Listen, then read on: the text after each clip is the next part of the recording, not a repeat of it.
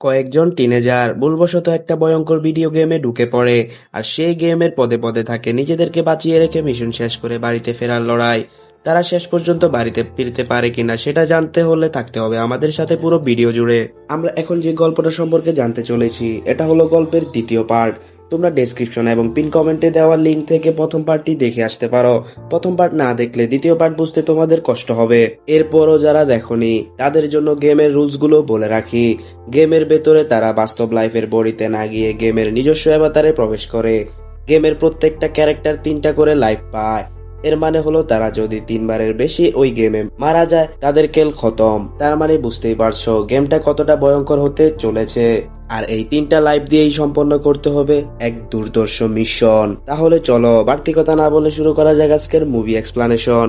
মুভির প্রথম পর্ব শেষ হয়, 2 বছর কেটে যায়। সিন শুরু হয় খুশি মনে মোবাইলে মেসেজ করতে থাকা বেথিনীকে দেখিয়ে। প্রথম পর্বে তাদের মধ্যে গভীর বন্ধুত্ব গড়ে উঠেছিল, কিন্তু কলেজে ওঠার পর তারা একে অপরের সাথে দেখা করতে পারেনি।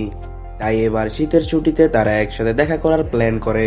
বেথিনী গ্রুপে মেসেজ দিয়ে বলে, আমি অনেক এক্সাইটেড তোমাদের সাথে দেখা করব বলে।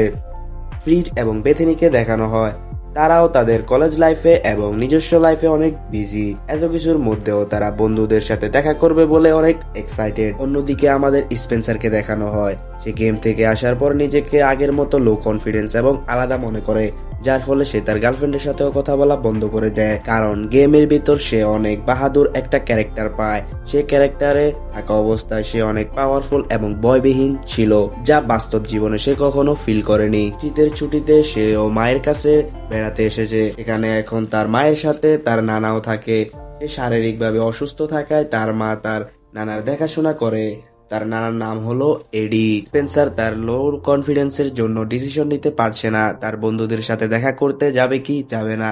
এই চিন্তায় তার ঘুম না আসায় সে বেসমেন্টে গিয়ে ভেঙে ফেলা ভিডিও গেমটা দেখতে থাকে।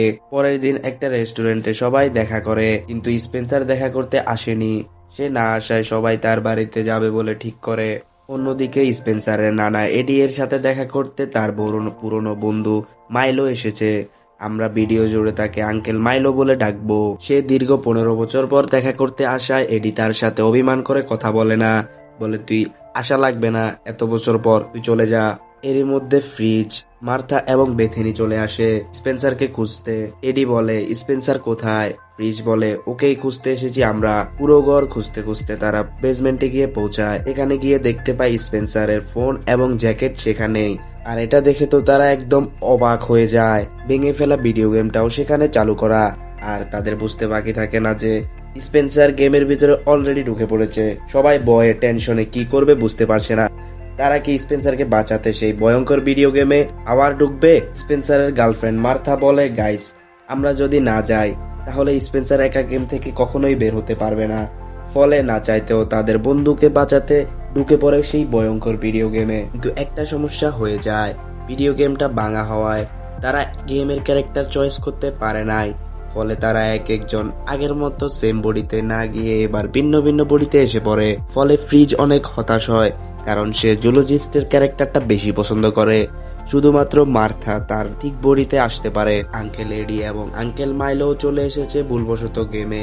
মাইলো আঙ্কেল আসে এই কাঁধে ভারী ব্যাগ রাখা লোকটির বডিতে। এনার স্কিল হলো সকল প্রাণীদের চেনা এবং তাদের ভাষা বুঝতে পারা। ডক্টর ব্রেভস্টোনের বডিতে এসেছে আঙ্কেল এডি। এর স্কিল হলো অনেক শক্তিশালী, দুর্বলতা হলো সুইচ ব্লেড। মাইলো এবং আঙ্কেল এডি বলে, কি রে আমরা কোথায়? আমরা কি উপরে চলে এসেছি নাকি? আমরা তো কথা বলতেছিলাম। মার্থা তাদের বুঝিয়ে বলে এটা একটা গেম, আমরা এখন একটা গেমের ভেতরে আছি। একথা শুনে তারা অবাক হয়, সাথে ভয়ও পায়। এদিকে আমাদের বেথিনীকে গেমে প্রবেশ করায়নি, তাই সে যায় কারো সাথে দেখা করতে। অন্যদিকে সবাই বলে স্পেন্সার কোথায়? তখনই মাইলো আঙ্কেলকে একটা জলস্থি খেতেই যাবে, তখন মার্থা এসে তাকে বাঁচিয়ে নেয়। সবার চোখে মুখে ভয়ের ছাপ। ফ্রিজ বলে এখানে বেঁচে থাকতে হলে সর্বক্ষণ নিজের চোখ কান খোলা রাখতে হবে। ঠিক তখনই একটা অ্যানাকোন্ডা এসে তাকে পেছন থেকে গিলে নেয়। ফ্রিজ উপর থেকে ল্যান্ড করে, সে তার একটা লাইফ হারায়। নিজে জ্ঞান দিয়ে নিজেই অ্যালার্ট থাকে না।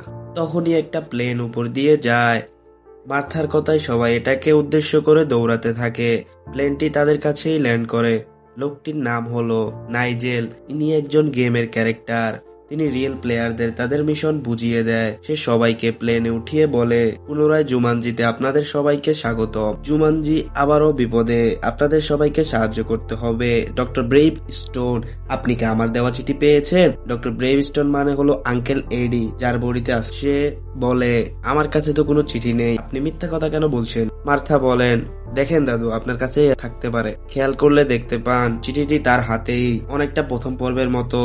নাইজেল বলেন, চিঠিটা জোরে পড়ুন। চিঠিতে লেখা আছে, আমাদের সবচেয়ে বড় শত্রু নিষ্ঠুরতার সম্রাট ইউরগান আবার ফিরে এসেছে। জুমানজিকে সবুজ শ্যামল এবং প্রকৃতিময় রাখতে একটা লাল পাথর আছে। সেই পাথরটি সংরক্ষিত আছে এবিএন নামের এক বস্তির বয়স্ক লোকদের কাছে। পাথরটি যতদিন পর সূর্যের আলোর স্পর্শে থাকবে ততদিন জুমানজি প্রকৃতিময় থাকবে। এমনটা না হলে জুমানজি অন্ধকারে বিলীন হয়ে যাবে। সেই সবুজ পাথরটিকে ছিনিয়ে নেয় নির্দয় ইউরগান তার ভয়ঙ্কর সেনাদের নিয়ে এবিয়ান বস্তির সকল লোকদের হত্যা করে।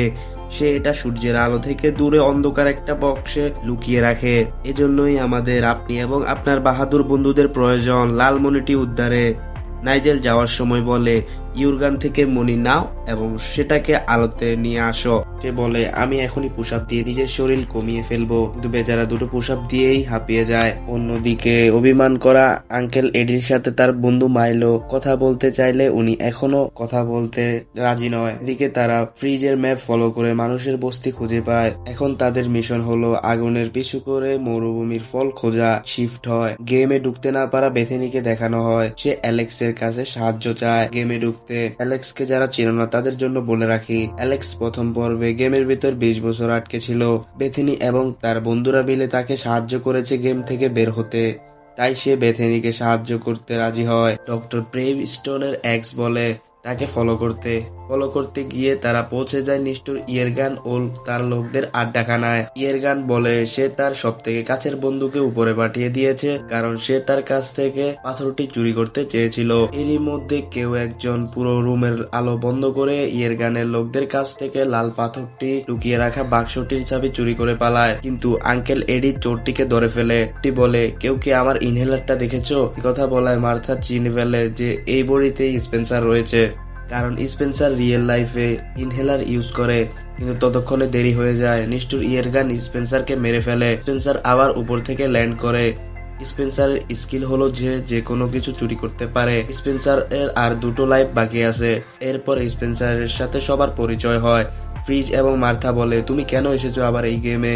সে বলে, আমার অনেক একা একা লাগতেছিল, তাই আমি এই গেমে এসেছি ডক্টর ব্রেভ স্টোনের বডিতে আসার জন্য। সে আরো বলে, আমি তো এসেছিলাম হিরোর মতো জীবনযাপন করতে ডক্টর ব্রেভ স্টোনের বডিতে, কিন্তু এখন আমি একজন মামুলি চোর হয়ে গিয়েছি। ফ্রিজ তার উপর গরম হয়ে বলে, তুই একবার গেম থেকে বের হ, তোর খবর আছে। স্পেন্সার তাদের সবাইকে সরি বলে এই গেমে আসার জন্য। এরপর ব্রেভ স্টোনের এক্স আবার এসে বলে ইয়েরগান তার কেল্লাতে চলে যাচ্ছে, সেখানে কাবাউইক নামে দুই ভাইয়ের সাথে লাল পাথরটা লেনদেন হবে এবং দুই পরিবার একসাথ হয়ে যাবে।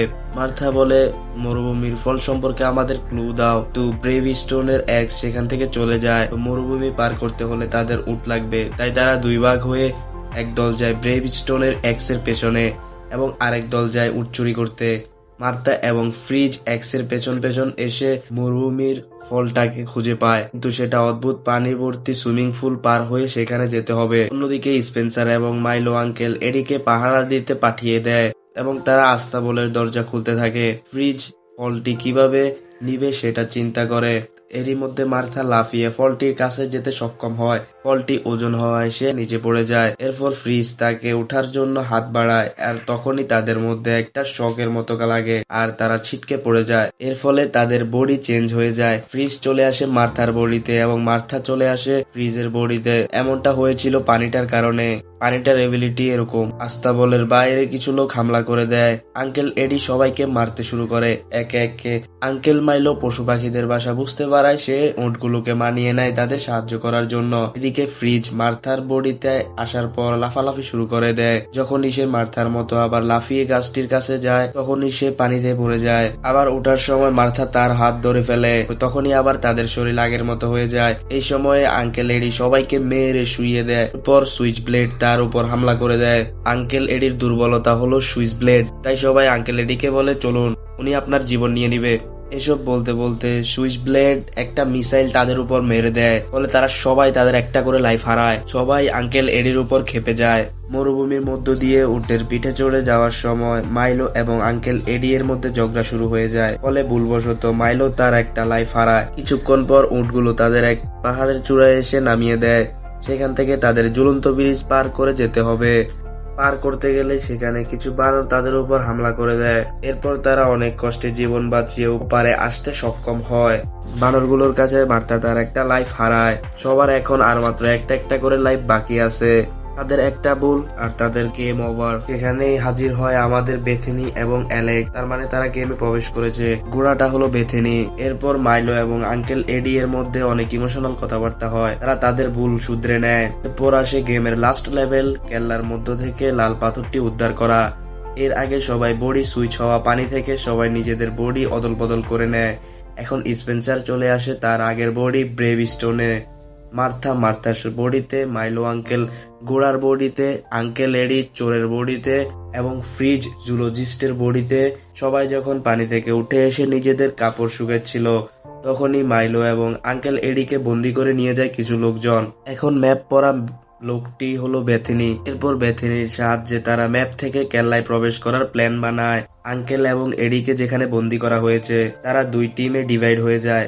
মার্থা এবং স্পেন্সার একসাথে বেথেনি এবং ফ্রিজ ব্রাদার্স কাবাবিকের নাম নিয়ে গেট দিয়ে কেল্লায় প্রবেশ করতে সক্ষম হয়। স্পেন্সার এবং মার্থা ক্লাইম করে কেল্লায় প্রবেশের সময় তাদের মধ্যে হয়ে থাকা সকল মিসআন্ডারস্ট্যান্ডিং দূর করে নেয় এবং একে অপরকে কিস করে। তারা আঙ্কেল এডিকে উদ্ধার করতে সক্ষম হয়। অন্যদিকে ব্রাদার্স কাবাবিক নামে পরিচয় দেওয়ায় বেথেনি এবং ফ্রিজকে নিয়ে যাওয়া হয় নিষ্ঠুর ইয়েরগানের কাছে। অন্যদিকে অ্যালেক্স মাইলো আঙ্কেলকে বাঁচাতে নিজের দুটো লাইফ হারিয়ে ফেলে। স্পেন্সার, মার্থা এবং আঙ্কেল এডি মিলে লাল পাথরটি বাক্স থেকে পাথরটি নিতে যায়, কিন্তু পাথরটি সেখানে থাকে না। তারা বুঝতে পারে সেটা ইয়েরগানের কাছে। ফ্রিজ এবং মার্থাকে কাবাবিক ব্রাদার্স নামে নিষ্ঠুর ইয়েরগানের সামনে উপস্থিত করানো হয়। ইয়েরগান কাবাবিক ভাইদের বোনকে বিয়ে করবে, সে বিনিময়ে লাল পাথরটা দেবে। স্পেন্সার এবং ফ্রিজের মিথ্যা ইয়েরগানের কাছে সন্দেহ যোগায়। তাই সে তাদের দুইজনকে বলে, আমার হবু স্ত্রী, তোদের বোন কোথায়? এটা বলে মারতে যাবে, তখন মার্থা এসে বলে, এই যে আমি। ইয়েরগান মনে করে এটাই তার হবু স্ত্রী। সেই সুযোগ নিয়ে মার্থা যখন ইয়েরগানের গলা থেকে মনিটা নিতেই যাবে, তখনই তার একজন লোক বলে, নিষ্ঠুর ইয়েরগান, আসল কাবাবিক ব্রাদার্স তো এখন ফেসে আছে অন্য জায়গায়, তাহলে এরা কারা? তাদের মিথ্যা ধরা পড়ে যাওয়া ইয়েরগান হুকুম দেয় তাদের সবাইকে গ্রেফতার করতে। তখনই আমাদের স্পেন্সার এসে ইয়েরগানের সাথে লড়াই শুরু করে দেয়। লড়াইয়ে ইয়েরগানের এক পাঞ্চকে সে টেবিলের নিচে গিয়ে পড়ে, ফলে মরুভূমির ফলটা ফেটে যায়। ফলটা দেখে ইয়েরগান বাহানা বানিয়ে চলে যেতে শুরু করে। স্পেন্সার বুঝতে পারে ইয়েরগানের দুর্বলতা হলো মরুভূমির ফলটা, তাই সে তার পেছনে যায়। এসব দেখে ফ্রিজ মনে করে তার সাহায্য করা দরকার। সে তার ব্যাগ থেকে হাতিয়ার বের করতে যে একটা ট্যাপ রেকর্ডার খুঁজে পায়, তাই সে ট্যাপ রেকর্ডারটাই চালিয়ে দেয়। মার্থার স্কিল হলো সে ডান্স ফাইট করতে পারে, তো সে সবাইকে আচ্ছা মতো দোলাই দিতে থাকে। অন্যদিকে ইয়েরগান তার গ্যাস বেলুনে করে পালিয়ে যেতে লাগে, কিন্তু স্পেন্সার গ্যাস বেলুনে ঝুলে পড়ে।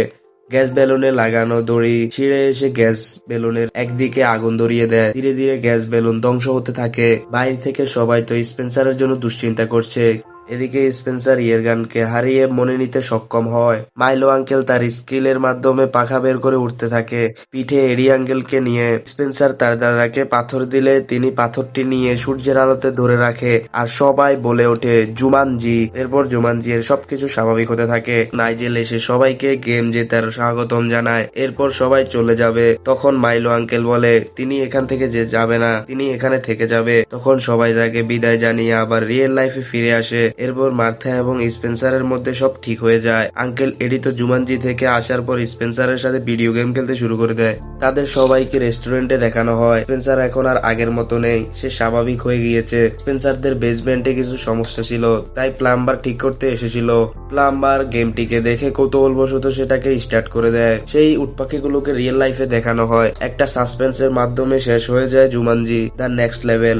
গাইস, তাড়াতাড়ি এখানে সাবস্ক্রাইব কমপ্লিট করে দাও, আর যাওয়ার সময় ভিডিওতে প্লিজ একটা লাইক দিয়ে যেও। দেখা হবে পরবর্তী ভিডিওতে। নেক্সট ভিডিও পর্যন্ত সবাই সুস্থ থাকো, ভালো থাকো, নিজের খেয়াল রাখো। আল্লাহ হাফেজ।